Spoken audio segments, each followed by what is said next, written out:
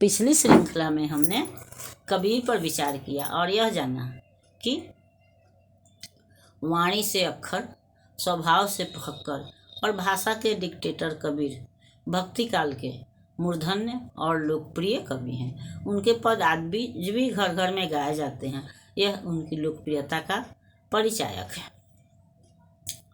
दूसरी बात कि ये निर्गुण भक्त कवि थे, किंतु इनमें वैष्णव भक्ति की भावना भी विद्यमान थी। इन्होंने हिंदू और मुस्लिम दोनों ही धर्मों में व्याप्त बुराइयों का खंडन किया, उस पर प्रहार किया, कुरीतियों पर व्यंग किया। इसके बावजूद दोनों ही धर्म में इन्हें समान रूप से आदर प्राप्त था। प्रस्तुत रचना में भी उन्होंने धर्म में व्याप्त बुराइयों पर प्रहार किया है या उसका दर्शन हमें कराया है। उनके प्रचलित समाज में जो कि भावना आज भी विद्यमान है, हम यह भी देख रहे हैं कि उनकी रचनाएं या उनका कथन जो है वह आज भी प्रासंगिक है, आज भी सत्य है। वो कह रहे हैं, संतों देखो जग बौराना, साच कहो तो मारन धाय, झूठो जग पतियाना। तो यह बात आज भी सही है कि जो सच बोलता है उसका सभी लोग तिरस्कार करते हैं, अपमान करते हैं, अपने उससे दूर रहते हैं। लेकिन जो चिकनी चुपड़ी बातें करता है, खुशामद करता है, यह झूठ बोलता है, वो उसी से लोग प्रेम करते हैं, समाज में उसी का आदर होता है। तो लोग आत्मा की शुद्धता को नहीं देखते हैं, आत्मा की शुद्धता पर विचार नहीं करते हैं, बल्कि उसके व्यवहार को देखते हैं, उसकी चिकनी चुपड़ी बातों को देखते हैं। और कबीर इसी पर प्रहार करते हैं। वह संतों का मतलब यहाँ सज्जनों या लोगों से संबोधित करने से है। वो बोल रहे हैं कि संतों, सज्जनों देखो, यह संसार जो है वह पागल हो गया है। जो सच बोलता है, जो खरी खरी बोलता है, लोग उसका अपमान करते हैं। और जो चिकनी चुपड़ी बातें करता है, भले उसके अंदर कोई भी दुर्भावना भरी हुई है, तो लोग उसी से प्रेम करते हैं, उसी का आदर करते हैं। नेमी देखा धर्मी देखा, प्रात करे स्नाना, आत्म मारी पखा नहीं पूजे, उनमें नहीं कुछ ज्ञाना। उन्होंने वह धर्म पर के पाखंड पर, अंधविश्वास पर तो उन्होंने प्रहार किया ही है। वही बोल रहे हैं कि नेमी का मतलब नियम से है। तो बहुत सारा उन्होंने नियम करने वाले को, धर्म करने वाले को, धर्म मानने वाले, धार्मिक प्रवृत्ति वाले को देखा है। सुबह उठ के पूजा पाठ करने वालों को, स्नान ध्यान करने वाले को भी देखा है कि वह आत्मा को मार करके, पखान का मतलब पत्थर है, वो आत्मा को मार करके पत्थर की पूजा करते हैं। जीवित मनुष्यों का, जीवित जो छोटे छोटे जीव जंतु पशु पक्षी हैं, उनका तिरस्कार करते हैं। अगर चिड़िया दाना चुनती है तो उसको उड़ा देते हैं। जानवर कोई हमारा अनाज खाता है उसको हम भगा देते हैं। लेकिन जो ढोंगी लोग हैं, झापा तिलक वाले लोग हैं, उनको हम आदर के साथ बैठाते हैं, उनको भोजन कराते हैं, उनका इज्जत करते हैं, उनका सम्मान करते हैं। तो कबीर ने इसी पर व्यंग किया है। उन्होंने जीव मात्र की सेवा को महत्व दिया है। उनके कहने के अनुसार मनुष्य को हर आत्मा से, हर जीव से, हर जरूरतमंद से प्यार करना है, न कि ढोंगी या पाखंडी लोग हैं या पाखंड में, अंधविश्वास में अपना समय बर्बाद करना है, बल्कि उसके बदले हमको समाज कल्याण पर ध्यान देना है। बहुतक देखा पीर औलिया, पढ़े किताब पुराना, के मुरीद तदबीर बतावे, उनमें उहे जो ज्ञाना।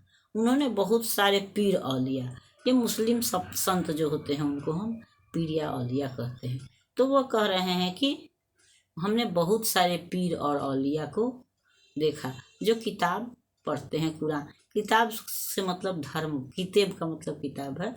तो वो किताब का मतलब क्या है कि किताब से उनका कहने का मतलब धर्म ग्रंथ से है। तो उन्होंने बहुत से पीर औलिया या पंडित जो हैं उनको देखा है जो धर्म ग्रंथ पढ़ते हैं, कुरान पढ़ते हैं या पुराण पढ़ते हैं। पुराण हमारे धर्म, हिंदू धर्म के ग्रंथ हैं। लेकिन वो अपने शिष्यों को क्या उपाय, तदबीर का मतलब उपाय है, मुरीद जो है वो शिष्य हैं या जो किसी के कहने के अनुसार काम करते हैं, उनको हम मुरीद कहते हैं। तो लेकिन ये पीर औलिया जो हैं, जो बड़े बड़े धर्म ग्रंथ पढ़ने वाले जो धार्मिक लोग हैं, धर्म गुरु हैं, वो पीर औलिया धर्म गुरु भी हो गए, तो ये दूसरे को क्या बताएंगे, क्योंकि इनके पास तो खुद ही ज्ञान नहीं है। तो इनके पास जो ज्ञान है वही ज्ञान तो दूसरे को बताएंगे। और इनका ज्ञान क्या है? वही ढोंग और अंधविश्वास है। रामायण पढ़िए, महाभारत पढ़िए, गीता पढ़िए, कुरान पढ़िए, लेकिन जीव जंतुओं के साथ दुर्व्यवहार करिए। कोई जीव आपका दाना चुन रहा है तो उसको भगा दीजिए।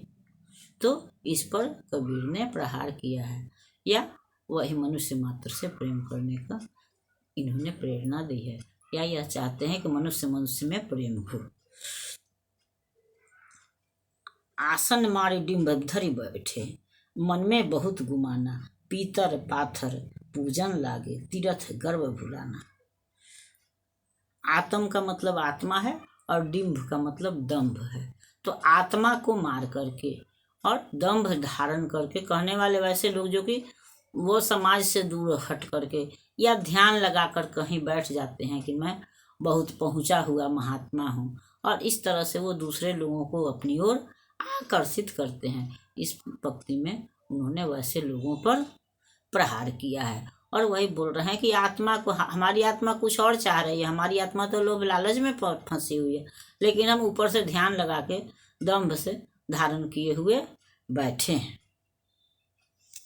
और इसका मन में हमको घमंड भी है, गुमान, अब घमंड भी है कि मैं बहुत सात्विक प्रवृत्ति का हूँ, मैं धार्मिक हूँ, मैं पूजा पाठ कर रहा हूँ।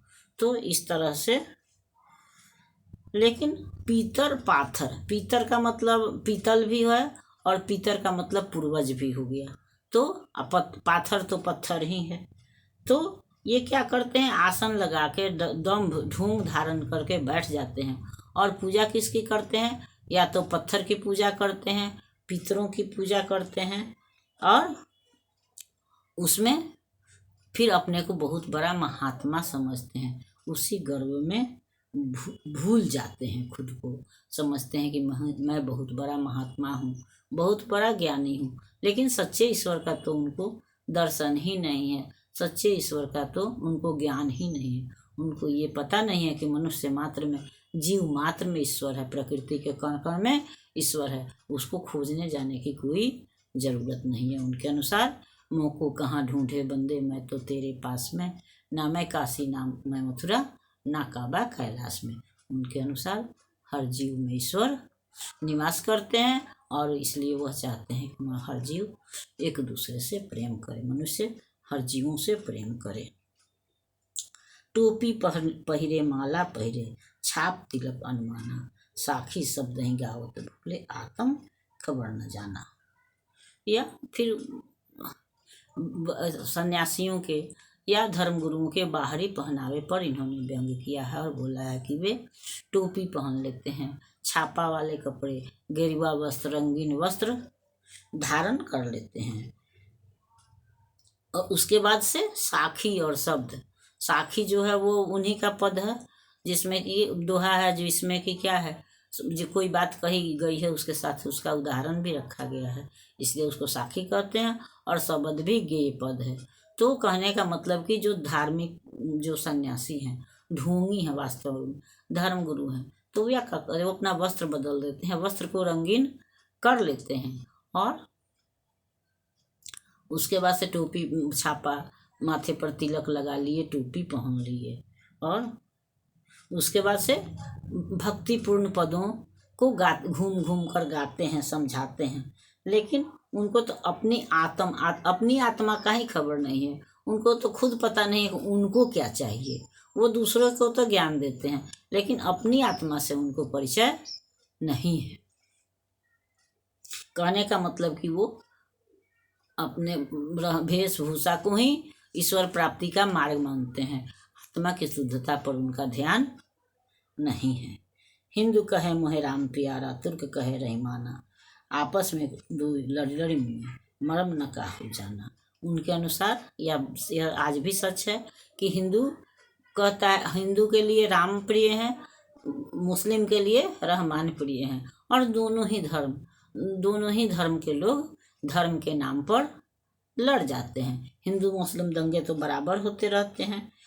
और लेकिन सच्चा धर्म कोई नहीं जानता है कि सच्चा धर्म क्या है, कि जीव मात्र पर दया करना, हर एक दूसरे का आदर करना। तो सच्चे धर्म पर कोई ध्यान नहीं देता है, बल्कि लेकिन धर्म के नाम पर आए दिन लोग लड़ते रहते हैं, जिससे कि उनका हृदय दुखी है। और यही कारण है कि वो दोनों ही धर्मों पर प्रहार करते हैं, दोनों ही धर्मों पर व्यंग करते हैं, और वे जीव मात्र पर दया का संदेश देते हैं। घर घर मंत्र देत फिरत है, महिमा के अभिमाना, गुरु के सहित सिख सब बुरे, अंतकाल पछताना। उनके कहने का मतलब वही है कि जोगी या साधु का वेश धारण करके, रंगीन वस्त्र धारण करके, छापा तिलक लगा करके लोग पद गाते हुए घूमते हैं, घर घर में ज्ञान बांटते हैं। घर घर में मंत्र देने का मतलब वही है कि घर घर में ज्ञान बांटते हैं, और उनके अंदर वही अभिमान हो जाता है कि मैं बहुत ज्ञानी हूँ, मैं बहुत धार्मिक हूँ। लेकिन वो क्या करते हैं, वो तो खुद डूबे ही हुए हैं, अपने साथ साथ अपने शिष्यों को भी डुबा लेते हैं, और फिर तब अंतकाल में पछताने के सिवाय उनके पास कुछ नहीं रह जाता है। अंतकाल में वो पछताते हैं, क्योंकि उन्होंने सच्ची भक्ति तो की नहीं है, उन्होंने ढोंग और आडंबर पर अपना समय बर्बाद किया है। इसलिए उन्हें ईश्वर की प्राप्ति हो ही नहीं सकती। ईश्वर प्राप्ति के लिए तो हमको जीव मात्र पर दया करना होगा, हर जीव से प्रेम करना होगा। कहे कबीर सुनो हो संतो, ई सब भर्म भुलाना, केतिक कहा नहीं माने, सहजे सहज समाना। कबीर फिर कह रहे हैं कि हे संतों, हे सज्जनों, सुनो, ये सब जो ढोंग है, अंधविश्वास है, ये जो रहन सहन है, ये सब क्या है, ये मनुष्य का भुलावा है। हमको बाहरी वेशभूषा पर या बाहरी क्रियाकलाप से ज़्यादा आत्मा की शुद्धता पर ध्यान देना चाहिए, क्योंकि सहज ही सहज समाना कहने का मतलब कि भगवान तो सरल हृदय में निवास करते हैं। सरलता से ही ईश्वर की प्राप्ति होती है, न कि अपने अंदर धर्म ज्ञान का अंधविश्वास या घमंड पालने से ईश्वर नहीं मिलते हैं। हम जितने ही सरल और सहज होंगे, उतने ही ईश्वर के नज़दीक होंगे। ऐसे भी हम सुनते हैं कि बच्चे ईश्वर के पास होते हैं, बच्चों को ईश्वर का दर्शन होता है, क्योंकि बच्चे सरल होते हैं। तो उसी तरह से अगर हम भी सरल होंगे बच्चों के समान, तो फिर हमें भी ईश्वर की प्राप्ति होगी। उसके लिए हमको कहीं और जाने की आवश्यकता नहीं है, या किसी वेशभूषा की आवश्यकता है, न घर द्वार छोड़ने की आवश्यकता है, बल्कि घर में रह करके भी हम सबको समान दृष्टि से देख करके, सब जीवों से प्रेम करके, सब जीवों पर दया करके ईश्वर की प्राप्ति कर सकते हैं। इसके लिए हमको कहीं और जाने की आवश्यकता नहीं है। अगली श्रृंखला में हम इनके दूसरे पद पर विचार करेंगे। तब तक अगर यह वीडियो आपको पसंद आता है तो इसको लाइक कीजिए, सब्सक्राइब कीजिए, ताकि मेरा उत्साह बढ़े। पुनः फिर हम अगली श्रृंखला में मिलते हैं। तब तक के लिए धन्यवाद।